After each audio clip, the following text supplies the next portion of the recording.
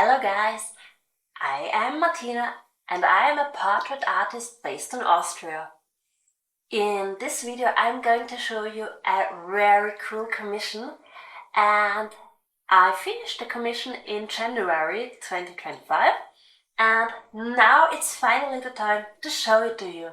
I will talk you through the whole process, so please keep watching, and now we're heading off to the video. Hi! In this video I'd like to show a commission piece that I completed back in January. Now you might be wondering why you're only seeing it now. The finished painting was a surprise gift from a client husband for his birthday. To keep it a surprise and prevent him from seeing it too early, it is only been published now. From the beginning, it was clear what the subject would be. My client with her 2 children. We decided on the size of 30 by 40 cm for the painting, as I can fit up to 3 heads in that size. To represent faces and the emotions reflected in them, I need a certain size for this medium. After we discussed her ideas, she sent me the first photos and I got started on the mock-ups with various background options. My client wanted to see how other faces of them would look in the mock-ups, so she sent me additional photos and I worked on it again. It paid off. She was very happy with the result of the final draft and I was able to begin the painting process. Once the sketch was transferred, I fixed it with fixative, so it would still be visible during the painting process and wouldn't smudge. Something I always use with every painting is acid-free tracing paper, which I rest my hand on while working.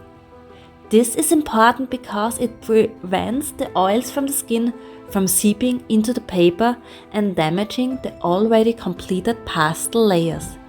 It also helps maintain the paper's durability. Since last summer, I've been doing something new that I now can't imagine painting without. I tape the paper onto a thin wooden board. This keeps the underside of the paper nice and white and gives me a stable surface to work on. This has become even more important for me since I've painted live outdoors a lot, where high humidity can cause the paper to warp. Also, it looks much more professional. As you've already seen, I painted the background using only pastel pencils. I often use soft pastels or pan pastels for backgrounds. However, in this case, I made a conscious decision to use only pastel pencils. The background my client wanted was very detailed.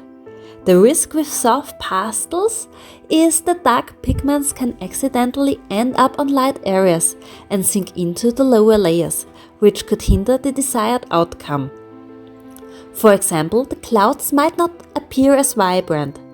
That's why I made sure to use pastel pencils for this. I always make sure that my first layers has enough but not too much pigment, so I can blend it into the lower layer using a paper stump. For the later layers, I sometimes use my fingers to blend, but mostly I use the pencils themselves. This is the technique I apply whenever I use only pastel pencils, such as for the faces. Before I start working on the faces, I make sure the main colors I need are sharpened well enough. However, I don't use a regular sharpener or a pastel sharpener because they wear out quickly and the leads start to break constantly. Honestly, I'm not willing to buy several sharpeners per painting, so I decided to use a more resourceful and cost-effective method, which is also very effective. I use a utility knife and sandpaper. I remove the wood surrounding the pastel and sharpen the lead as fine as I want with the sandpaper. I have to say, the result is so much sharper than any sharpener I've ever tried. I have also used this method with graphite and colored pencils, and I was amazed with the results. Once all the pencils are sharpened to my satisfaction, I start the painting process with the faces. Normally I start with the eyes. Often I use a darker color or even black, even though the final result should be lighter. The reason for this is that when I blend with the paper blender, all the colors appear more washed out and possibly lighter. Additionally, I can easily go over the first layer with lighter colors afterwards. Once the first layers of the eyes is finished, I usually move on to the nose and mouth. I also block in the shadows on the face. While many might not imagine this, the first layer is my favorite. I feel that even though I stay close to reference, I can work a bit more freely, especially with color choices. I really value vibrancy in portraits, so to make everything look more natural, I incorporate blue, purple, orange, yellow and green tones into the painted faces.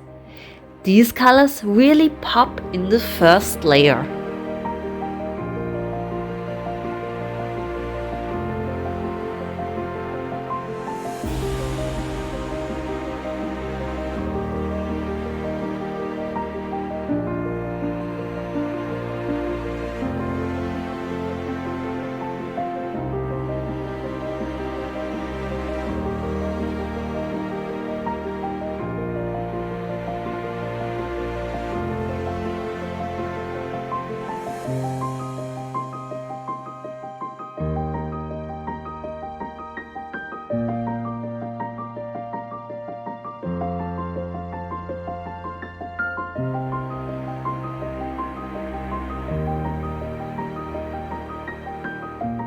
When I paint clothing, especially more complex ones like my client's jacket, I focus on the significant elements during the first blocking in phase.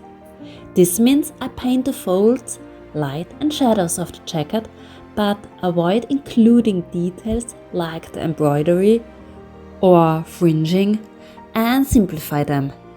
This is because later, when blending with the paper blender, everything will get a bit smudged and looks less sharp. In some cases, like with lace, it's important to have a different base layer color, example a skin tone, and then paint the desired fabric color, for example white, for the lace pattern later on. This approach, working from bottom to top or from back to front, ensures that everything looks more three-dimensional. It's especially important to get the contrast right at the beginning, how strongly the light and shadow are defined in clothing. This saves a lot of time later on. Even though it might seem like more effort in the first phase, as compared to just applying one color all over the jacket, it makes things easier later.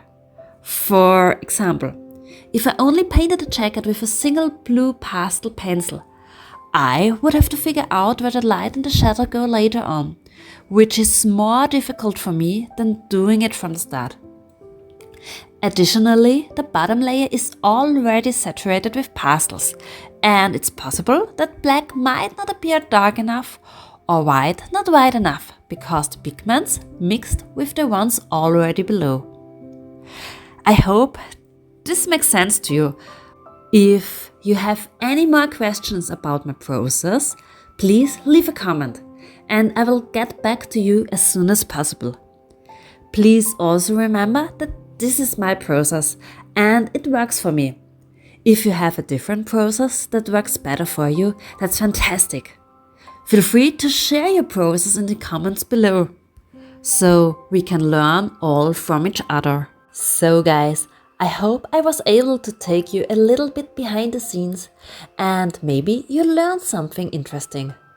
If you're interested in a commission from me, please don't hesitate to contact me. I also answer all questions beforehand. Additionally, putting together the reference image is free of charge, should you even wish to have it done. This way you can be sure that you will get exactly what you want. You will also receive video clips of the drawing process from me. At least one, but usually several. as I tend to send updates during the painting process so you can see exactly where I am and what I'm working on.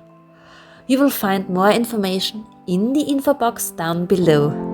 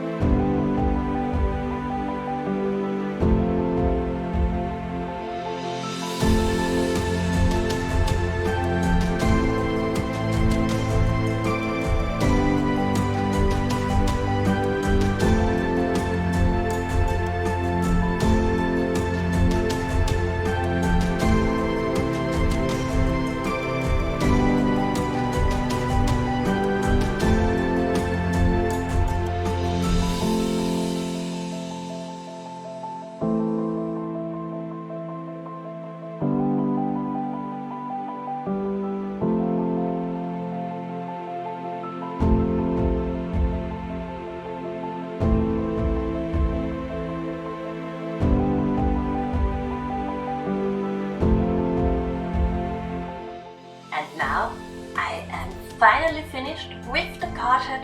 I really like the outcome. Please imagine the portrait here with me.